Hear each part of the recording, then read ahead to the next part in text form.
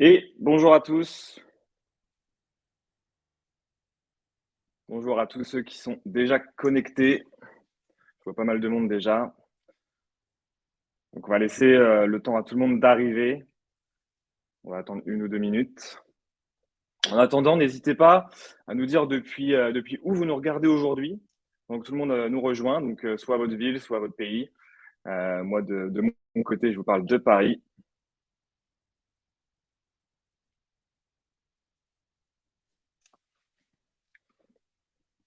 Donc on va attendre encore quelques minutes, en tout cas 1 minute et quelques secondes.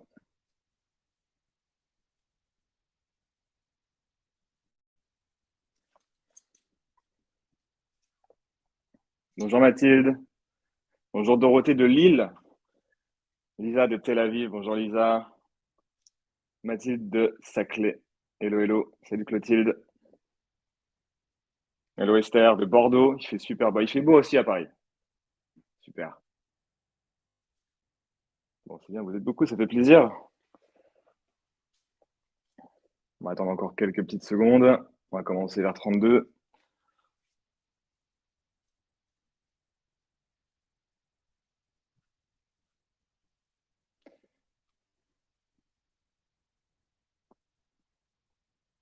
Hello Manuel, bienvenue de Jérusalem.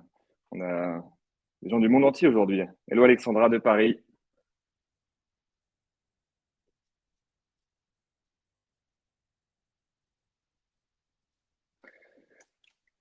On va commencer. Il est 32. On va pas trop attendre. Euh, on a 45 minutes ensemble. Hello Lucie de Paris également. Hello, hello. Bon, je vous propose de démarrer. Bienvenue à toutes et à tous. Donc, je suis ravi de vous avoir avec nous aujourd'hui pour ce webinaire durant lequel on va parler des nouvelles politiques RH qui transforment la mobilité internationale. Ça durera une trentaine de minutes et on se laissera ensuite une quinzaine de minutes pour répondre à toutes vos questions. Donc, n'hésitez pas à en poser un maximum en cliquant sur le petit bouton questions que vous avez en bas à droite, qui est prévu pour ça. Gardez également l'œil sur le chat à droite. On vous posera aussi des petites questions via des sondages et ce sera intéressant d'avoir vos retours d'expérience sur certains sujets. Donc moi, c'est Pierre-Jean, je suis responsable marketing pour le marché français chez Deal. Et on a décidé d'organiser ce webinaire avec notre partenaire Expateo pour vous partager d'abord nos points de vue sur l'évolution du marché du travail actuel et ses conséquences dans la gestion de la mobilité internationale des ressources humaines, pardon. Et donc, nous reviendrons ensuite sur les freins rencontrés par les entreprises dans la gestion des mouvements transfrontaliers et les nouvelles tendances en termes de gestion de la mobilité internationale. Et enfin, on vous partagera les nouvelles pratiques qui transforment la mobilité internationale que nous observons et mettons en place pour nos clients, que ce soit côté deal ou Expateo. Donc aujourd'hui, pour parler de tous ces sujets, j'ai la chance d'être accompagné de deux experts en la matière que sont Claire Pinatel d'Expateo et de Julien Couder de Deal. Donc je vous laisse tous les deux monter sur scène et je vais laisser Claire se présenter. Hello, hello. Bonjour, bonjour à tous.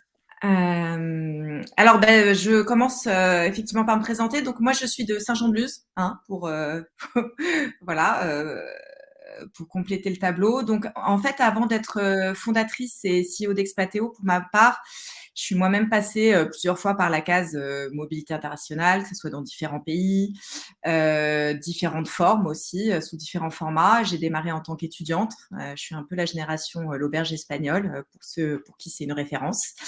Alors, Expateo, c'est quoi? En fait, nous, on est une entreprise française et notre métier, c'est de digitaliser les processus RH de mobilité internationale des grandes entreprises essentiellement, que ce soit sur des sujets d'immigration, sur la partie contractuelle, sur la partie package, etc., pour un pilotage global des flux transfrontaliers.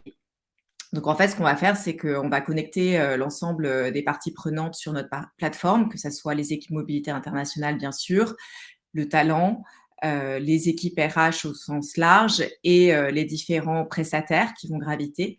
Et ça va permettre à travers notre plateforme trois choses, d'améliorer l'efficacité des équipes RH, la conformité des process et, in fine, quelque chose dont on va beaucoup parler aujourd'hui, l'expérience des talents.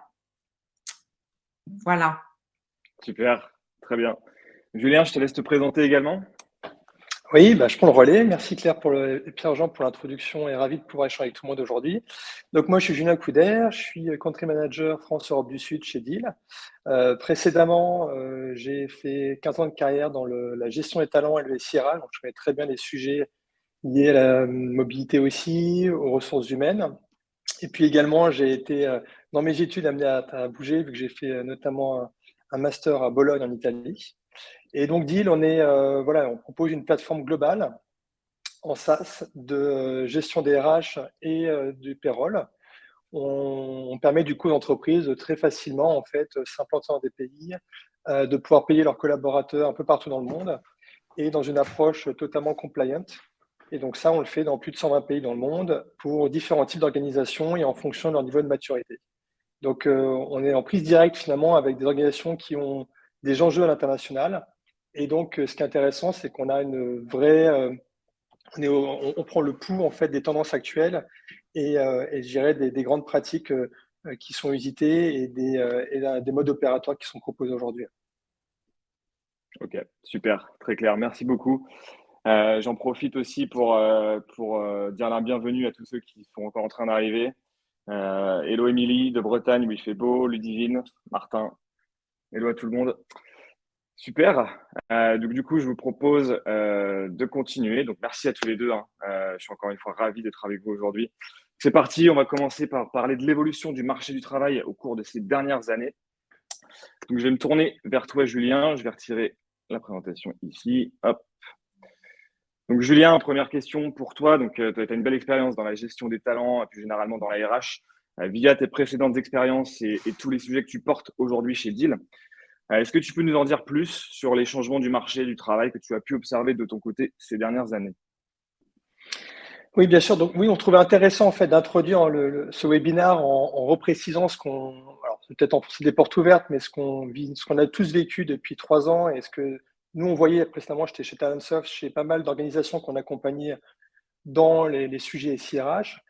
Et c'est vrai qu'on a tous vécu à la fois avec la crise de la pandémie et les confinements, une nouvelle façon de travailler, des attentes des collaborateurs qui ont fortement évolué, notamment liées à des nouvelles pratiques, des nouveaux réflexes, de nouvelles habitudes qui sont liées maintenant à une attente forte de flexibilité entre la vie pro et perso, de pouvoir avoir davantage d'agilité aussi sur les lieux où je peux être amené à travailler. Et également aussi une accélération des outils collaboratifs tels que Teams, Gmail, Zoom. Avec maintenant, je me souviens, il y a 5-6 ans, quand on faisait des réunions en distanciel, ça restait quand même assez marginal. Aujourd'hui, quasiment au quotidien avec nos clients, on est sur des échanges qui sont majoritairement justement sur des Google Meet, des Teams ou des Zoom. Et donc, ça veut dire quoi? Ça veut dire globalement, les outils collaboratifs maintenant font accélérer aussi les nouvelles pratiques de travail et du coup, des attentes aussi des collaborateurs. Ça permet d'avoir des nouvelles possibilités au niveau des attentes des collaborateurs.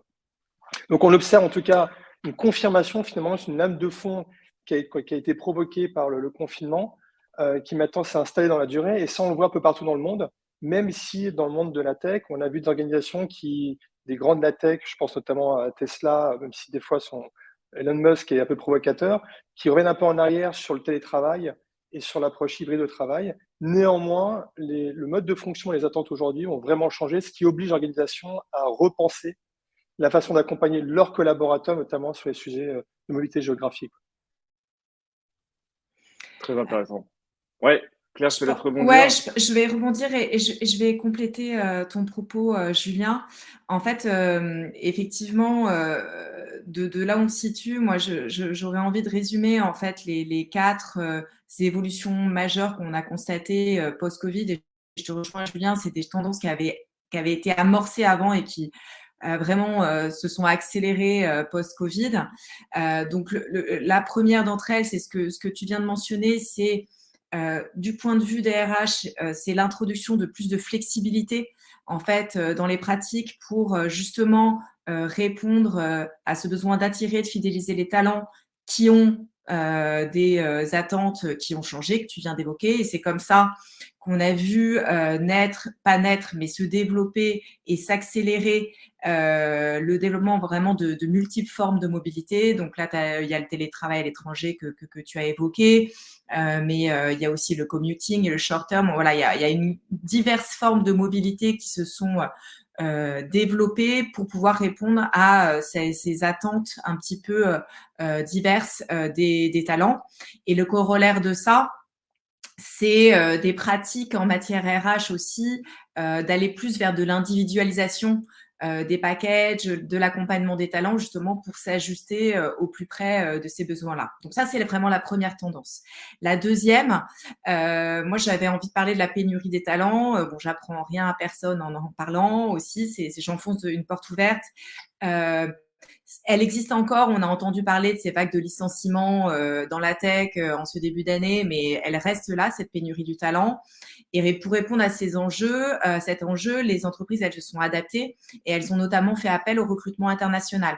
Nous, on a l'exemple d'un de nos clients qui est Capgemini.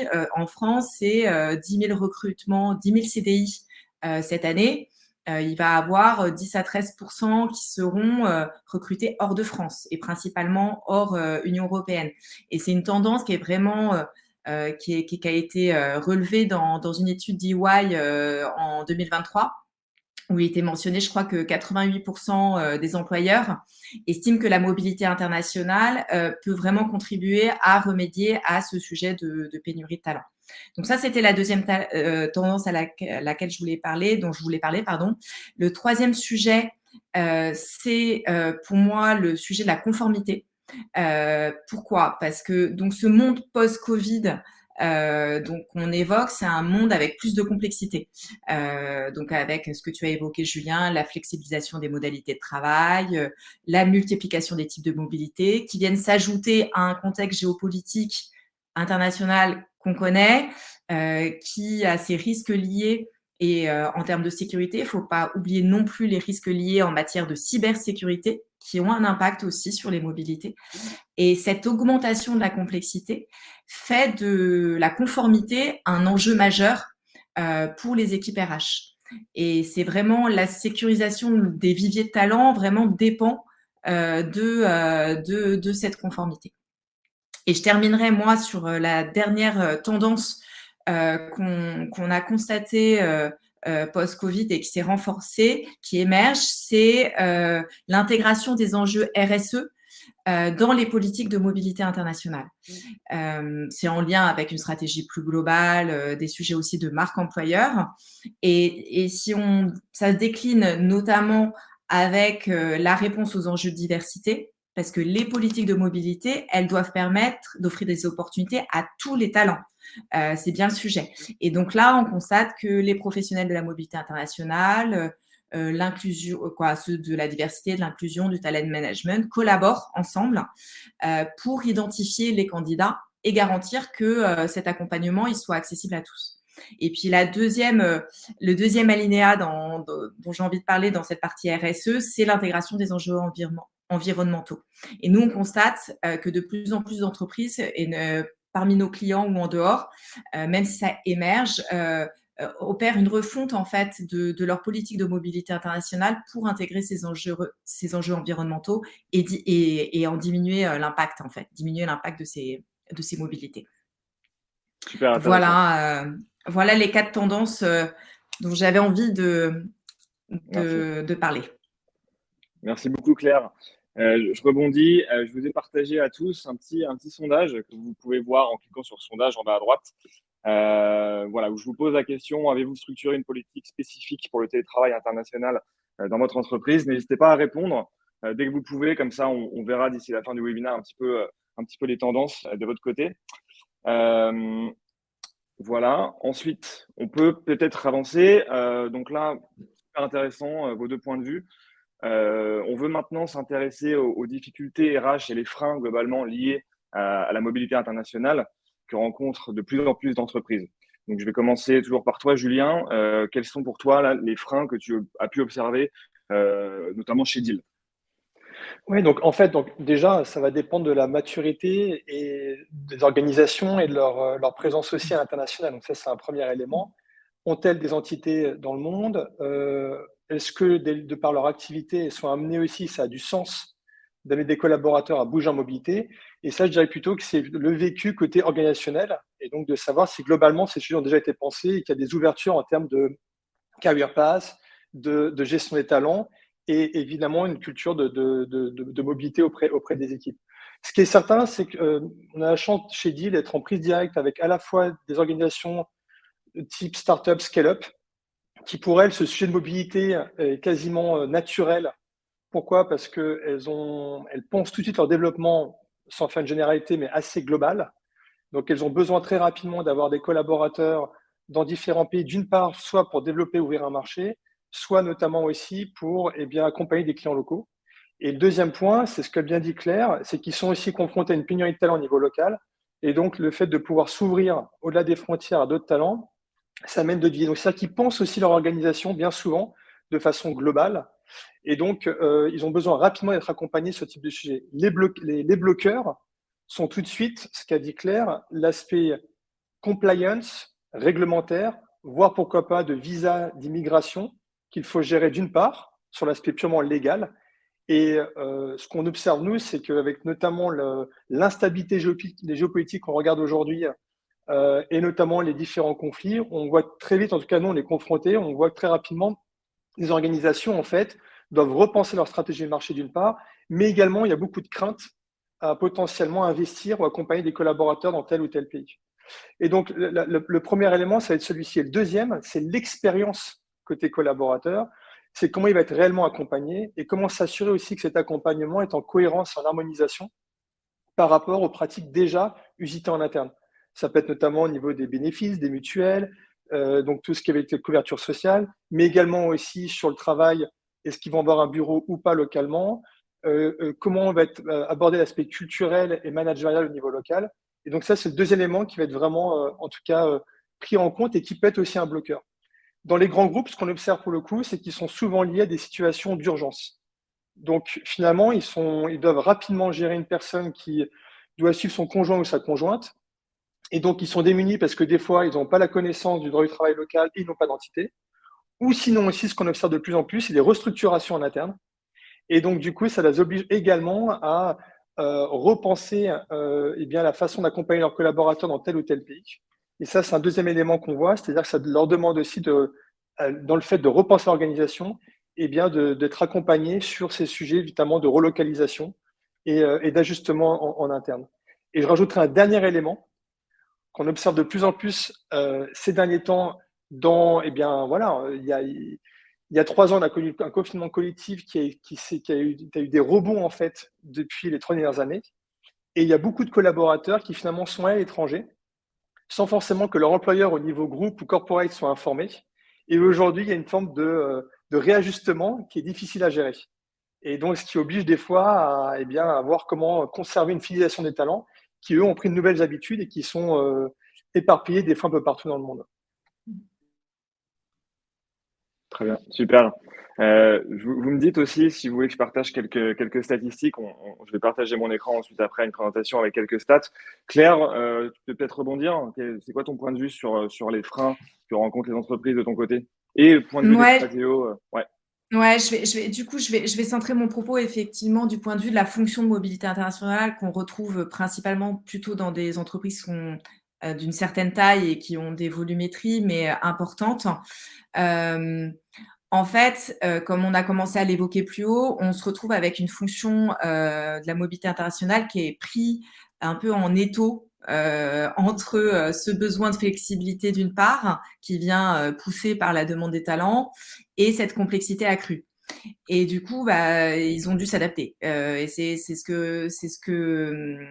qu'une étude d'Ering de 2023 fait ressortir, où 37% des professionnels de l'AMI ont le sentiment que cette fonction a fondamentalement changé depuis l'époque pré-pandémique. Donc, je vais simplifier un peu le trait, mais grosso modo, dans la mobilité internationale, il y a 2 approches. La plus courante aujourd'hui, c'est de considérer que une approche opérationnelle de la fonction, y compris dans son rôle d'expertise et de conseil. Et ce qu'on s'aperçoit, c'est qu'effectivement, les équipes de nos clients sont de plus en plus sollicitées au quotidien sur des cas particuliers par le business, notamment sur des sujets qui peuvent vous concerner, Julien, c'est je fais comment pour recruter ce salarié qui ne veut pas bouger et on n'a pas d'entité dans le pays. Donc voilà, on a plein de cas particuliers comme ça qui leur arrivent. Et en fait, ce qui se passe, c'est que s'ils n'ont pas de politique structurée en amont, la mission, elle est parfois délicate. Parce que on prend l'exemple du télétravail à l'étranger. La mobilité internationale, en fait, s'il n'y a pas de politique, ça va être souvent celui qui va dire non pour des raisons de faisabilité ou de conformité. Et c'est un positionnement qui n'est pas toujours simple à tenir, notamment face à un business qui ne comprend pas toujours non plus ou qui n'a pas envie de comprendre. Et d'où vraiment la nécessité, j'insiste, d'avoir ces politiques structurées en amont. Ces équipes mobilité internationale, qui font face donc à une plus grande variété de demandes. Elles voient aussi potentiellement leur champ d'intervention qui s'élargit. Elles vont gérer des types de mobilité qu'elles ne géraient pas avant. Et donc, il y a clairement un risque de surchauffe, en fait, pour elles. C'était déjà des équipes qui n'étaient pas surstaffées. Et donc, s'il n'y a pas de moyens supplémentaires qui leur sont alloués, que ce soit en termes d'effectifs ou en termes de techno, on a de vrais risques de surchauffe sur ces équipes. Donc ça, c'est vraiment pour parler de la dimension opérationnelle du métier. Ensuite, la fonction mobilité internationale, elle devient ou elle peut devenir plus stratégique. Et cela signifie quoi? Cela signifie qu'on va considérer la mobilité comme un élément essentiel de la stratégie globale des talents et non comme une fonction transactionnelle qui va être enfermée dans un silo. Et en fait, ce que je s'aperçoit, c'est que les entreprises qui sortent la mobilité internationale de ce silo opérationnel, elles vont avoir plus de chances de réussir à créer les synergies entre les fonctions pour répondre aux enjeux dont on a parlé, l'enjeu de conformité pour le business et l'enjeu d'attractivité et de rétention des talents. Et d'ailleurs, sur cet enjeu d'attractivité, de rétention talent, c'est là où on voit la convergence qui s'opère entre le talent management d'une part et la mobilité internationale sur les sujets de recrutement international. Tu l'évoquais aussi un petit peu, Julien, en amont. Toujours, là, je reprends l'étude d'Ering que j'évoquais tout à l'heure. Il y a 17% des organisations à date, donc ça n'est pas une majorité, mais qui utilisent délibérément les opportunités de carrière internationale pour attirer et retenir les talents. Et il y en a 48% qui s'attendent à ce que ça soit de plus en plus dans l'avenir. Moi, je prends l'exemple d'un de nos clients qui a créé spécifiquement une politique sur le commuting, sur les commuters, dans un objectif pur de recrutement. C'est quelque chose qui est proposé aux salariés qui souhaitent recruter. Donc voilà. Donc effectivement, cet enjeu d'harmonisation du programme de la mobilité internationale avec la stratégie de talent management, ça va être clairement un sujet d'actualité dans les 2 prochaines années pour la mobilité internationale. Et je voudrais juste nuancer, pas forcément, mais donner un peu de contexte aux propos un peu théoriques que j'ai donnés. En fait, on s'aperçoit que cette approche opérationnelle versus stratégique de la mobilité internationale, ça va dépendre d'un certain nombre de critères, de comment la mobilité internationale est rattachée hiérarchiquement, si elle est plus ou moins centralisée, du secteur. Et nous, on constate chez nos clients, si je reprends un petit peu des exemples, l'exemple du client que je citais précédemment de Capgemini, eux, ils ont une organisation par zone géographique, par grande zone géographique. La mobilité, elle est cruciale pour les opérations, c'est au cœur de leur fonctionnement du business. Ils ont des équipes qui sont très staffées parce qu'ils ont des grosses volumétries. Ils sont, rien que sur la France, je crois qu'ils sont à peu près, pour gérer les flux France, c'est 25 personnes. Et on constate que cette équipe-là, même si elles sont consultées sur la rédaction des politiques RH et notamment ils l'ont été sur le télétravail à l'étranger, c'est l'approche très opérationnelle qui prédomine parce qu'ils doivent répondre à ces défis énormes de conformité, notamment sur ce type de volumétrie. Et du coup, ça va se répercuter sur leur type de besoin en termes de digitalisation. Et quand ils sont venus nous voir, leur objectif principal, c'était l'amélioration de l'efficacité de leurs équipes. Et à l'inverse, on va avoir un autre client qui est, lui, dans l'industrie pharmaceutique, qui est plus centralisé, qui est plus intégré justement sur ces stratégies d'attractivité, de fidélisation des talents. Et lui, son maître mot, c'est l'expérience du candidat. Et quand il est venu nous voir pour se digitaliser, son objectif principal, c'était vraiment l'expérience, l'amélioration de l'expérience du talent. Donc voilà, c'est ce que je souhaitais dire. Et donc, il y a des difficultés pour la mobilité internationale, mais c'est vraiment une occasion unique pour elle de tirer parti de ces nouvelles demandes de salariés, de l'incertitude mondiale, des impératifs commerciaux, pour élargir le champ de ses attributions et devenir vraiment un acteur essentiel dans la réalisation des objectifs de l'entreprise. Merci beaucoup, Claire. Du coup, on va enchaîner après sur voilà, qu'est-ce que les entreprises peuvent activer pour pallier à ces problèmes-là. Avant ça, n'hésitez pas, je vous rappelle à poser vos questions. On va garder quelques minutes à la fin du webinaire pour y répondre, donc c'est maintenant qu'il faut le faire, n'hésitez surtout pas. Je reviens aussi sur le petit sondage que je vous ai partagé tout à l'heure. Donc, pour rappel, avez-vous structuré une politique spécifique pour le télétravail international et vous êtes 80% à avoir dit non. Donc vous êtes beaucoup à ne pas avoir de politique pour le télétravail international. Donc, il va être temps du coup de s'y mettre. Donc du coup, je vais vous partager aussi dans la foulée un autre petit sondage, si vous pouvez y répondre. Je vais le faire de suite et qui est, à l'heure actuelle, pensez-vous gérer correctement la mobilité internationale de vos collaborateurs? Voilà, donc je vous laisse y répondre, toujours pareil en cliquant sur sondage en bas à droite et avant la fin du webinaire, on verra un petit peu, on dira un petit peu les tendances et vos réponses. Donc voilà, donc on va continuer sur un peu la dernière partie de ce webinaire déjà, donc en parlant des nouvelles pratiques. Donc bon, on le disait, donc là tous ces nouveaux freins que vous avez tous les deux évoqués font apparaître de nouveaux besoins et de nouvelles pratiques en matière de mobilité internationale. Julien, est-ce que tu peux nous en dire plus de ton côté sur les nouvelles pratiques que tu vois notamment chez Deal et qui peuvent être mises en place pour régler ces problèmes-là? Oui, donc déjà le premier point, en effet, je reviens toujours sur une notion de maturité et de taille d'organisation. Je pense que le point qui a bien mis en avant Claire, c'est tout d'abord cette notion de politique de mobilité. Et en fait, si elle a été définie ou pas, et s'il y a une stratégie réellement qui est mise en place ou non pour accompagner ces nouvelles attentes d'une part, et aussi cette nouvelle façon de travailler. Ce qui est certain, c'est que nous, là, on va être consultés et on travaille beaucoup d'organisations sur les sujets qui vont être liés, d'une part, à aider à amener de l'agilité, en fait, sur des sujets d'urgence, où typiquement, je pense à deux grands noms du CAC 40 qui sont de nos clients, qui en l'occurrence ont déjà des entités internationales et ils doivent gérer rapidement, en fait, eh bien, une mobilité parce que un de leurs talents clés doit suivre sa conjointe et une autre personne doit suivre son compagnon dans d'autres pays. Et dans ce cadre-là, ils attendent de l'organisation avec laquelle ils travaillent depuis longtemps d'amener une agilité, en fait, de suivi. Et donc, c'est là où on va intervenir. Et ce qui est intéressant, c'est que ces organisations, en réalité, travaillent déjà de temps en temps avec des acteurs locaux, mais c'est très éclaté et très atomisé. Et aujourd'hui, ce qu'ils attendent, finalement, c'est de proposer une réelle expérience. Donc, ce qu'on observe, en tout cas, le premier point, c'est qu'ils veulent quelque chose qui soit simple, qui soit outillé, donc la notion de plateforme en ligne, tant au niveau de l'organisation qu'au niveau de l'employé, va favoriser en fait les échanges et la transparence au niveau de l'information, va aussi sécuriser finalement l'ensemble des étapes jusqu'au paiement du collaborateur dans ces pays.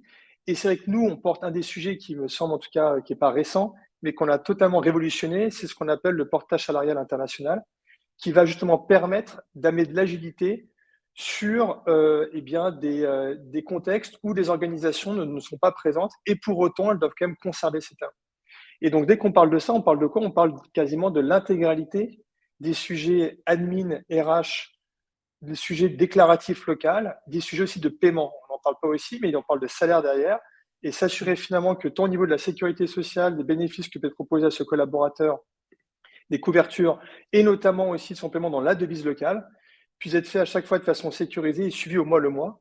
Et donc, c'est ce qu'attend notamment en termes d'expérience le collaborateur qui, du coup, aura, ça va le fidéliser et on est en plein sujet de marque employeur au niveau interne. Donc, je dirais déjà, grâce aux nouvelles technologies, des acteurs comme Deal, on permet du coup d'apporter cette agilité. En l'occurrence, Deal, on le fait sur plus de 100 pays. Et donc, ça permet finalement à un responsable de mobilité internationale ou à une start-up ou une scale-up française de se dire que très rapidement, eh bien, j'ai une capacité via une plateforme SaaS, quel que soit le pays, d'avoir une couverture qui m'assure moi à mon niveau, un, d'avoir de l'information consolidée, et deux, d'être totalement conforme au niveau local, et notamment sur le paiement de mes collaborateurs dans les bonnes devises. Il y a un point aussi qu'on nous remonte souvent, c'est tous ces sujets de visa et d'immigration, dont aussi Claire a parlé. Et c'est vrai que beaucoup de nos clients sont en difficulté parce qu'ils doivent aller vite. Ils n'ont aucune connaissance, souvent au niveau local, des procédures, au niveau des enregistrements, au niveau du département d'immigration. Mais après, toutes les pièces afférentes qui sont nécessaires, qui vont vraiment marier d'un pays à l'autre. On peut voir chez nous, on le fait sur plus de 25 pays. Et typiquement, on accompagne des organisations qui doivent gérer des mobilités, notamment au Japon. Et on sait qu'au Japon, typiquement, c'est plus compliqué d'avoir certains visas avec des pièces particulières. Et étant présent nous localement, on a en fait ce rodage et les équipes locales qui permettent de faire ça très rapidement. Et c'est ce genre de choses qu'attendent maintenant les organisations, mais avec cette flexibilité de le faire à la fois au Japon et simultanément potentiellement au Mexique et au Canada, en fonction des réalités auxquelles elles sont confrontées. Donc voilà, je dirais que cette notion de digitalisation, elle est clé, elle est simple. C'est ce que permettent de mes outils aujourd'hui qu'on propose. Et cette notion un peu d'outil couteau suisse, qui me permet du coup finalement au niveau corp central au groupe, de pouvoir gérer des cas de figure qui vont être différents et proposer finalement une expérience auprès de mon talent, de mon collaborateur, qui soit si possible la plus unifiée possible et dans une continuité par rapport à des outils auxquels il peut déjà accéder au quotidien. Alors après, ça se traduit par différents services qui peuvent être proposés également de relocalisation, et c'est là où il y a une vraie complémentarité avec notamment Expateo. Super, merci beaucoup. Claire, si tu veux rebondir un petit peu de ton Oui, côté. Ouais. oui. Donc effectivement, moi, dans ces nouvelles pratiques, il y a des choses où on va se rejoindre. Bon, tu as évoqué effectivement notamment la partie IOR que vous portez. Moi, je voudrais zoomer sur deux aspects. Le premier, c'est sur l'aspect de structuration de politiques plus flexibles pour garantir la meilleure expérience possible aux talents. Donc, on est toujours sur ce sujet mais quoi, tu l'as dit aussi, de comment on s'assure de la bonne expérience du talent. Et donc, pour apporter cette flexibilité, la façon de faire, ça dépend un peu de la situation d'origine de l'entreprise dans laquelle on se situe et du point de départ. Ça peut commencer déjà par une plus grande segmentation des politiques en fonction du type de mobilité. On l'a évoqué tout à l'heure. Avant, dans les entreprises, il pouvait y avoir une politique pour le long-term assignment, pour le short-term assignment, mais maintenant, on va avoir des politiques pour le télétravail à l'étranger, pour le commuting, pour les permanents transferts. Donc, on va diversifier, en fait, le type de politique et on va pouvoir mixer cette approche aussi avec ce que on appelle un peu dans le jargon le tiers policy. En gros, ça veut dire on va pas accorder les mêmes avantages en fonction on s'adresse à un junior, un manager, un VIP, etc. Donc, on va pouvoir mixer ces approches-là. Et ensuite, il y a une pratique qui n'est pas neuve, mais qui s'est extrêmement développée, pareil, ces dernières années, c'est le core flex. Les pratiques core flex, qui sont vraies, dont c'est vraiment le sujet. Donc, on parle de quoi? C'est un ensemble de services ou d'avantages de base qui sont prédéfinis, qu'on appelle le core. Et ensuite, on a une gamme de services supplémentaires qui, elle, est facultative et parmi lesquels soit le collaborateur, soit le business vont choisir en fonction des circonstances et des besoins. Et ça, c'est la partie flex, d'où le terme core flex. Et donc, en fait, on a, selon les objectifs stratégiques de la mobilité, la nature des enjeux sur le poste, la culture d'entreprise, l'employeur, il va pouvoir ainsi piloter des niveaux d'avantages ou de services destinés aux collaborateurs. Donc, voilà, ce sont ces genres de pratiques-là qui vont vraiment permettre de pouvoir apporter la flexibilité. Et le deuxième sujet sur lequel je voulais zoomer, et tu as commencé bien évidemment à en parler, c'est ce sujet d'outils, comment on équipe tout ça. Donc, c'est le sujet de la digitalisation. Je pouvais pas ne pas en parler, qui est pour nous vraiment cette réponse aux enjeux combinés du besoin de flexibilité et de la complexité. Parce que piloter la multiplicité des cas et la complexité qui en découle, c'est un vrai challenge. Et c'est là que la digitalisation va intervenir. Et elle va être rendue nécessaire, ne serait-ce que à minima pour centraliser la donnée, suivre l'ensemble de la variété des flux et les différents intervenants au process. Et au final, on va s'apercevoir que cette digitalisation, et c'est ce que j'ai commencé à mentionner plus haut en prenant des exemples clients, elle va répondre à plusieurs objectifs qui peuvent être combinés entre eux. Qui est le premier, c'est l'efficacité. Donc, pour répondre à la dimension très opérationnelle de la fonction que j'évoquais plus haut.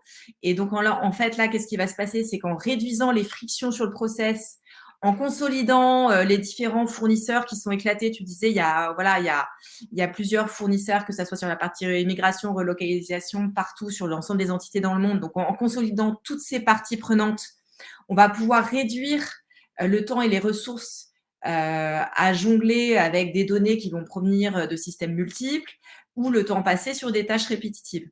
Donc ça, c'est vraiment le sujet d'efficacité et ça va permettre de dégager du temps aux équipes sur des choses à plus forte valeur ajoutée.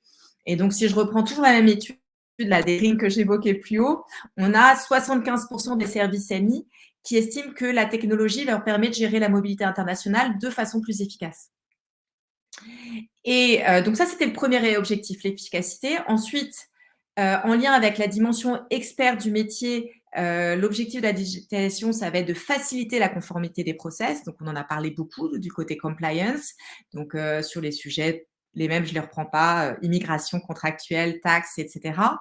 Je ne vais pas rentrer dans le détail du comment, mais il y a plein de façons de faire, allant ne serait-ce que parce que vous avez une information centralisée et fiabilisée, déjà, c'est le début d'une conformité. Le troisième objectif dont on a beaucoup parlé, c'est réduire la friction pour les talents. Les tenir informés sans les surinformer, donc c'est le bon dosage d'information, pour qu'ils sachent ce qu'ils ont à faire, mais aussi où en est le process. Et ainsi, grâce à cela, permettre d'améliorer leur expérience de mobilité, qui est un sacré objectif, comme on l'a déjà évoqué. Et puis le dernier objectif qui peut être sous-jacent à une digitalisation, c'est aussi plus un sujet d'apporter plus de visibilité sur les coûts, les risques, les retours sur investissement. Et là, ça vient compléter le tableau. Donc, en conclusion, sur cette partie-là, mon sentiment, c'est que pour trouver les moyens créatifs de répondre à cette grande variété des demandes, des talents et du business, la mobilité internationale, elle peut faire appel d'une part à la diversification des formes de mobilité, l'IOR en faisant partie, et la segmentation qui en découle en termes de politique et qui va ne faire que s'accroître. Deuxièmement, elle va pouvoir faire appel à la technologie qui est vraiment l'instrument qui va permettre à la mobilité de répondre aux besoins de l'ensemble de l'organisation. Merci beaucoup, Claire. Je te coupe un petit peu. On a une question de Maxime à laquelle tu peux répondre, qui demande comment offrir des opportunités de mobilité internationale sans devenir une société dite full remote. Qu'est-ce que tu penses de ça? D'offrir des opportunités, alors des opportunités de mobilité internationale sont pas forcément en full remote. Le full remote, souvent on va le retrouver dans le cas où on a un talent qu'on a trouvé en Hongrie parce que c'est le data scientist qu'on cherchait, la perle rare, qui veut pas quitter son pays, et donc on a mis en place une politique qui lui permet de rester dans son pays. C'est un des cas d'usage. On peut offrir des opportunités de mobilité internationale à partir du moment où effectivement on commence aussi à avoir des entités. Ce qui est évoqué Julien, ça dépend aussi du niveau de structuration de l'entreprise. Et c'est là où tout c'est le sujet du talent management, c'est qu'il faut identifier en fait les carrières possibles dans les différentes entités, soit parce que c'est un parcours qu'on souhaite faire à certains ou l'ensemble des salariés pour qu'ils connaissent les différentes entités. Donc, ça peut être vraiment des assignments dans les différentes entités. C'est pas forcément du télétravail à l'étranger. Et c'est ça qui s'organise, et c'est ça qui s'organise avec le talent management pour que ça fasse sens par rapport à un objectif global. Top. Merci Claire. Je continue. On a une autre question d'Émilie. Comme il ne nous reste pas beaucoup de temps, peut-être que Julien, tu vas peut-être pouvoir y répondre. Alors, Émilie qui pose cette question, comment concrètement mettre en place une politique de télétravail à l'international? Ce qui sous-entend, quelles questions faut-il se poser? Quels paramètres il faut prendre en compte et quelles erreurs ne pas faire? Ok, c'est une vaste question. Alors, moi, je suis pas C'est une vaste DRH, question, donc effectivement. Ouais. je suis pas DRH, donc je vais y répondre avec moi, mon vécu. Je rajouterai un point. Premier point, c'est que nous, chez Deal, on est tous en full remote. Donc, on est 2500 collaborateurs dans le monde. Donc, ce qui est intéressant, c'est que pour le coup, moi, je vis un peu comme un laboratoire, un peu du future of work, la façon de travailler en full remote dans une organisation qui est quand même à taille significative. On n'est pas 50 ou 70 collaborateurs. Et donc, par ailleurs, je suis en contact direct avec des DRH, notamment d'entreprises de différentes tailles. Et différents éléments en fait. Le premier élément, je pense, c'est la culture interne. Donc, il faut définir un peu la culture qu'on veut impulser en interne. Deuxième point, c'est la stratégie au niveau de la direction DRH et aussi direction générale, CEO, et bien savoir si on veut ou pas promouvoir, parce que ça peut amener aussi des effets de bord. Dès qu'on parle de télétravail international, bah, potentiellement des collaborateurs en France ou dans le pays d'origine, ils peuvent demander aussi de revoir les politiques de télétravail si elles ont été renégociées. Et le troisième élément, donc je parle de négociation, c'est évidemment la notion de partenaires sociaux. En général, il y a des négociations qui sont faites en interne pour justement après trouver le bon équilibre. Et derrière le bon équilibre, il y a aussi l'outil, la façon dont ces collaborateurs vont être accompagnés. Donc après, toute une question aussi d'outillage. Est-ce que l'entreprise a les outils pour pouvoir permettre de travailler, de collaborer avec des collaborateurs qui sont partout dans le monde? Est-ce qu'on leur met à disposition facilement et rapidement des outils informatiques? Est-ce qu'ils ont accès à des outils de collaboratifs? Je ne sais pas, j'ai cité Slack notamment quand on l'utilise chez nous. Est-ce qu'ils vont pouvoir accéder rapidement à leurs données plutôt RH, administratives, etc., très facilement? Voilà, donc c'est plutôt une notion d'outillage, mais en amont, pour moi, le vrai sujet, c'est la culture, la dynamique qu'on veut impulser au niveau de la direction des ressources humaines et qu'elle soit cohérente avec l'ensemble des collaborateurs, et enfin les partenaires sociaux, qu'ils sont à prendre en considération, en tout cas dans ces échanges. Je Super. compléterais juste le propos de Julien en disant quand il parle de dynamique, moi je parlerais d'objectif. En fait, ça dépend pourquoi on le fait. Oui, tout à fait. Ouais. Et on voit des politiques de télétravail à l'international qui sont extrêmement variées en fait C'est vrai. dans les modalités, que ce soit dans le nombre de jours accessibles ou quoi. Voilà. Après, sans parler des contraintes, justement les impacts fiscaux, etc. Je rentre même pas sur ces aspects-là, mais c'est vraiment la question, c'est quel est l'objectif derrière, cumulé à ce que tu as dit, la culture de l'entreprise, vont déjà donner une orientation. Et ensuite, c'est de bien intégrer aussi les bonnes parties prenantes. Donc, tu as parlé des partenaires sociaux, mais s'il y a une mobilité, la mobilité internationale, bien évidemment, le talent management, justement, s'il y a ces objectifs-là. Et c'est ensemble qu'on va dresser ça. Et ensuite, après, sur le comment, il y a des benchmarks qui existent. Il y a un certain nombre d'entreprises aujourd'hui qui l'ont Qui établi. Donc, accompagne. voilà, soit qui accompagnent et on peut aller s'inspirer de politiques dans des entreprises de même type de secteur aussi. C'est intéressant d'aller regarder comment ils ont fait après dans les modalités précises. Et je rajouterai un élément aussi clair, c'est que au-delà de la partie outils, typiquement nous chez Deal, on a un de nos partenaires est WeWork, qu'on permet de mettre à disposition directement aussi nos clients très facilement. En fait, on a des all access, on a des accès, on a des accès aussi à des salles. Et donc, cette notion aussi de télétravail, c'est télétravail dans le sens pas forcément home office. Ça peut être aussi de travailler dans des espaces de coworking. Donc, c'est tout ce cadre aussi de socialisation, de rencontres potentielles, d'espaces de travail potentiels qui peut être mis à disposition. Et aujourd'hui, sur le marché, il y a beaucoup d'entreprises qui proposent cette flexibilité-là pour permettre à vos collaborateurs d'avoir un cadre de travail simple sans pour autant avoir besoin de créer une entité, de louer des locaux, etc. Donc, ça amène cette agilité aussi. Et également sur l'aspect, donc pour éviter évidemment l'isolation, le fait que les collaborateurs soient isolés au quotidien. Et je dirais aussi de la même façon, sur la partie informatique, il y a des acteurs qui font ça très bien. On travaille avec Ecofi notamment, qui permet très rapidement, en 2-3 jours, d'avoir un laptop, un iPhone et tout le stack informatique qui est mis à disposition. Donc, la bonne nouvelle, c'est qu'aujourd'hui, on a la chance d'avoir des acteurs qui permettent d'apporter cette agilité sans réellement engagement et sans que ça demande aux organisations d'investir lourdement pour les accompagner et pour éviter que les collaborateurs soient isolés, qu'il y ait une vraie culture qui soit impulsée, une culture d'entreprise. Merci à tous les deux. Alors, on arrive déjà, ça passe très vite, mais à la fin du webinaire. Donc, juste avant, alors je voulais juste revenir aussi sur le deuxième sondage. Donc, à l'heure actuelle, pensez-vous gérer correctement la mobilité internationale de vos collaborateurs? Et on est sur du 50-50. Donc, voilà. 50% des personnes disent oui et 50% disent non.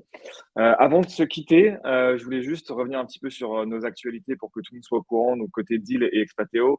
Donc voilà, on sera au Futuro Vetchar le 31 et 1er juin. On sera aussi sur Viva Tech du 14 au 17 juin où on aura un stand. Donc n'hésitez pas à venir nous voir. Et sur le B2B Rock en septembre.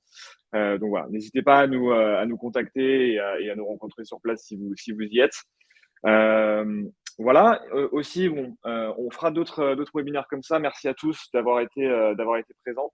N'hésitez pas si vous avez des questions. Donc, on n'a pas eu beaucoup de questions, mais si vous en avez qui vous viennent en tête après, n'hésitez pas à nous contacter, que ce soit moi, Julien ou Claire directement à nous ajouter et à nous contacter sur LinkedIn voilà, pour parler plus ou juste si vous voulez discuter de ces sujets-là.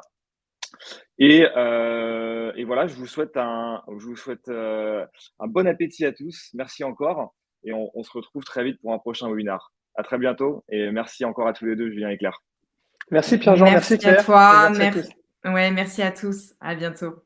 À bientôt. À bientôt. Et bon appétit. Ouais.